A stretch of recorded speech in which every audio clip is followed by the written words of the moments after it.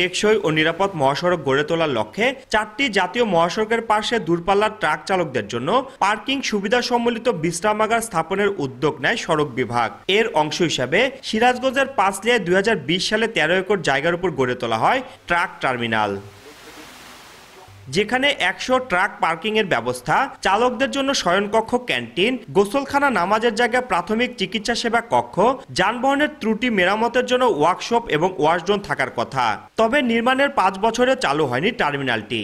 এতে দিনে ধান শুকানো আর গরু রাখার কাজে ব্যবহার করছেন স্থানীয়রা, আর রাতে পরিণত হয় মাদক সেবীদের আস্তানায়। এমনকি দীর্ঘদিন পড়ে থাকায় চুরি হয়ে যাচ্ছে ভবনের বিভিন্ন জিনিসপত্র। ট্রাক চালকরা বলছেন, টার্মিনাল ও বিশ্রামাগারটি চালু না হয় সুবিধা থেকে বঞ্চিত হচ্ছেন তারা।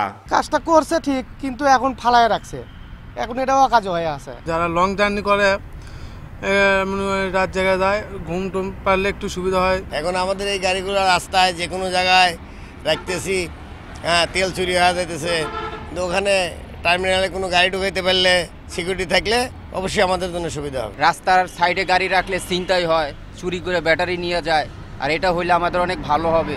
ইজারা পদ্ধতির মাধ্যমে টার্মিনালটি চালুর জন্য ঊর্ধ্বতন কর্তৃপক্ষের সঙ্গে যোগাযোগ করে চালুর আশ্বাস সড়ক বিভাগের।